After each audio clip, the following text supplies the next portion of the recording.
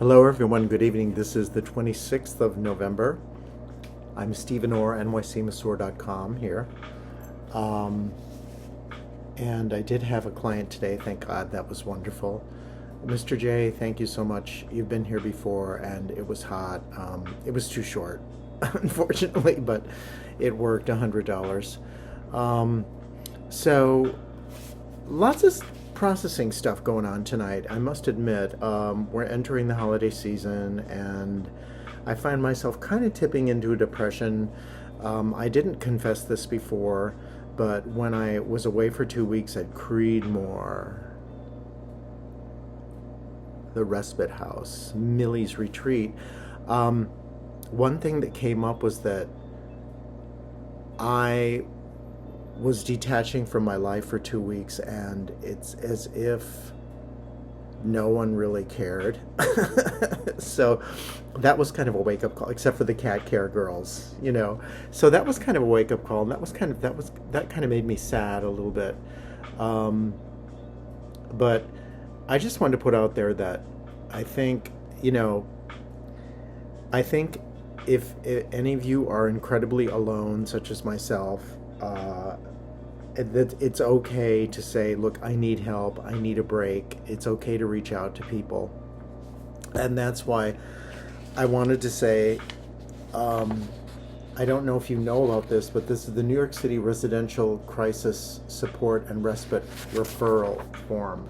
So if you just Google short-term volunteer, if you Google respite, this is for poor people. This is for people that are questioning. This is for people that need a break. Okay? It's not luxurious, but there are 1, 2, 3, 4, 5, 6, 7, 8, 9, 10. There are 10 centers in New York and in the boroughs. And I was lucky enough to go to transitional housing, transitional services for New York, Millie's retreat in Queens, way out in Queens. And I'm so sorry for not sharing this with you before, because I kind of made fun of the whole thing, and I'm committing myself to Creedmoor and Creedmoor Mental Institution.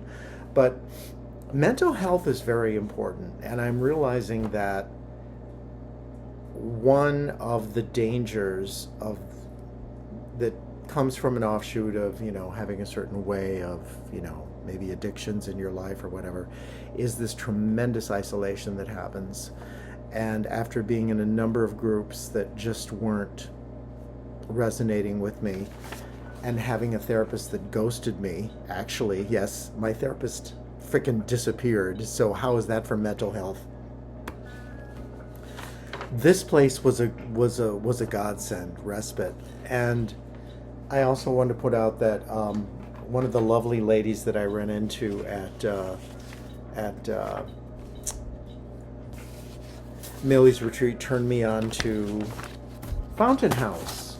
And Fountain House is a place that anybody can join.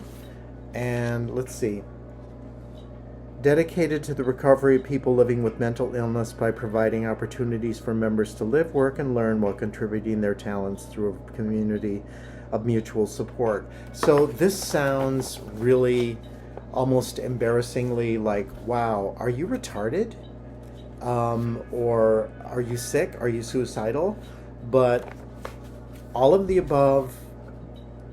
If you feel like you're lost, alone, that I highly recommend this. I'm going to call them tomorrow.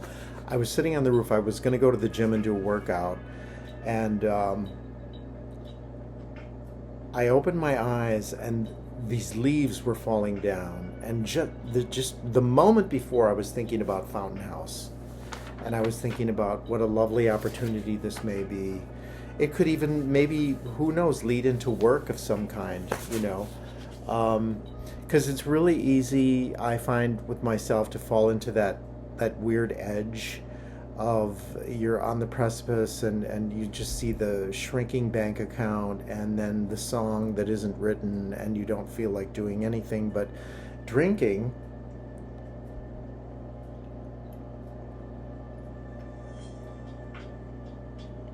Motherfucker, son of a bitch, right out of the bottle. I don't care. And then you realize, okay, there's an opportunity here that I can learn, that I can grow, you know. And that's what I'm going to take by reaching out to Fountain House. And yeah, that's really all I had to say. Some new physical therapy input on my body is incredible. I'm just doing these, still recovering from being hit by the truck in March. Just a very simple exercise, like lying on a prone position, and just you flex your butt and then you raise it, and then you lower it. Very, very simple. Full extension leg as high as you can go. And I find that something is opening up in here. It's almost like my buttocks were dead meat. But this exercise, and then the other one is good girl, bad girl. You know, you're on your stomach again. And this is a whole revelation, because when I used to teach Pilates, they stress the yin and the yang of doing lots of exercises on your back and then doing lots of exercises on your stomach. And for some reason, the years have passed, I've forgotten to do exercises on my stomach. And this is great. I feel my body is kind of opening up, my pelvis, SI joint down there, which is really good. If you watched the video the other day, I was putting the Hypervolt on my quadriceps, and unfortunately it's been raining. I haven't been able to get to the unicycle, so lots of things are going on in my life. It seems like, oh, he's so busy, he's so happy. Underneath there's an air of depression. No, make no mistake, I'm not going to do self-harm, but I just really wanted to share. This is an incredibly difficult city to live in. It's really difficult, especially if you're older, and especially if you're poor. And I'm in a weird situation where I bought my apartment for a song, and now I'm being actually priced out of where I live, which is not cool at all. My rent maintenance is still affordable, but it's a real source of stress here. So I'm kind of battling, you know, like the demons of the shrinking bank account, and saying, what the fuck? Because I'm not ready to leave New York. I don't know if I would go up to Socrates. That kind of isolation might just really push me over the edge, because I have men here, and I have the Eagle here, and the little social segments I have going on, they are here. And in Manhattan, it's beautiful. It's easy to forget.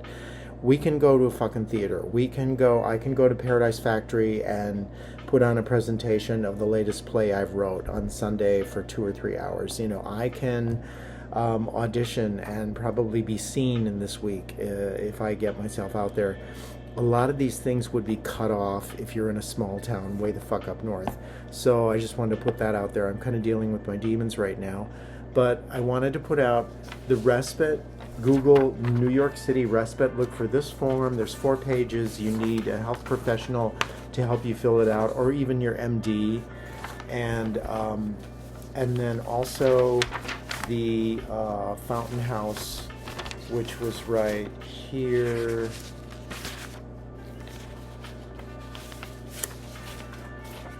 Yeah, here. Fountain House, another great opportunity to connect with people, and you don't have to be alone. You can talk about your shit. If you don't get anything else from this video, get that, because baby, I'm there right now. I'm totally there with you, and you are not alone. So let's hang in there.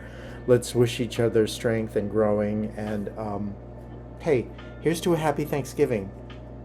Bacchus. Tomorrow I promise I'm going to do a little aromatherapy thing. I'm going to acquire some frankincense tomorrow, hopefully from Whole Foods. I hope I don't get caught. And frankincense and sandalwood, and I'll make some colognes for you. So here, cheers.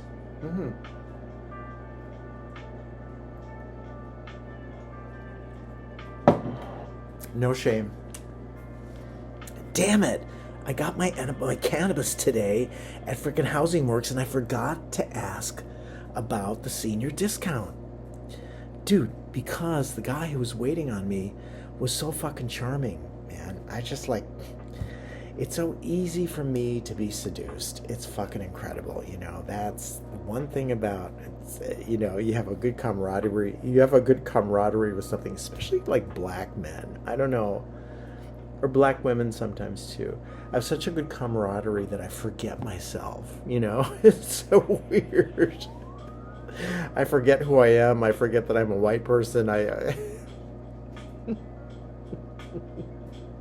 Well, not quite. Sorry. This is Stephen Orr, nycmasor.com, out for the evening, out for the night. Okay, it's hitting. Oh, I just want to mention too, fuck.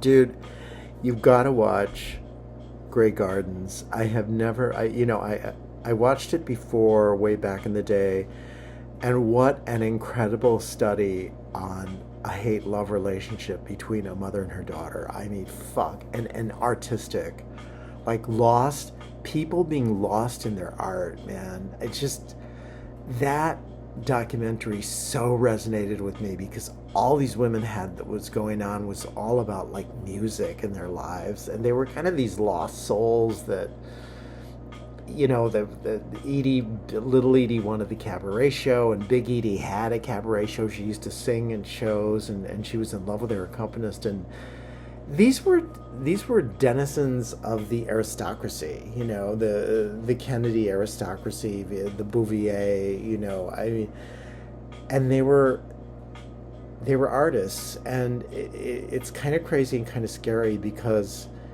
they were, literally living in rot after the trust fund ran out. And, you know, when your trust fund runs out, the roof falls in. That's the situation I find out right now. I find out my savings, my minuscule savings is running out. What if the roof falls in? I could possibly be homeless. This is fucking crazy, scary shit. But it's nice to know, even watching Grey Gardens, that there's some weird, beautiful vibe about just dancing and singing and following your dream, no matter how, you know, like it might be fucked up in terms of you're not really bringing money, but you've got that song, you've got that music, and that's beautiful. And so I highly recommend download Grey Gardens, watch it, stream it. Grey Gardens by the Maisler brothers, little Edie and Big Edie Beals, and then before that I watched the HBO with Jessica Lange and Barrymore, and fucking so beautiful. I'm so filled with admiration that these two mega stars put themselves into their characters. So, I mean, true character acting. I mean, not bullshit soap opera. You know, I mean, really, with the voice, with the body, like, wow, that is the epitome of fucking good art. Jessica Lange, God bless you. Drew Barrymore, you girls, you rock. So, oh my God, this was so beautiful. You must have studied that film, and it's incredible too. I mean, I heard there's a drag version coming out of Australia, but it's called House of Ra, which kind of sounds stupid. But anyway, enough already. You've heard enough from me. Come for a great massage soon. I'm having a sale. Sale $100 for the hour for an in-call. Sale until the end of the month. You don't have to tip. This is Stephen Orr, nycmasor.com, out. Bye-bye.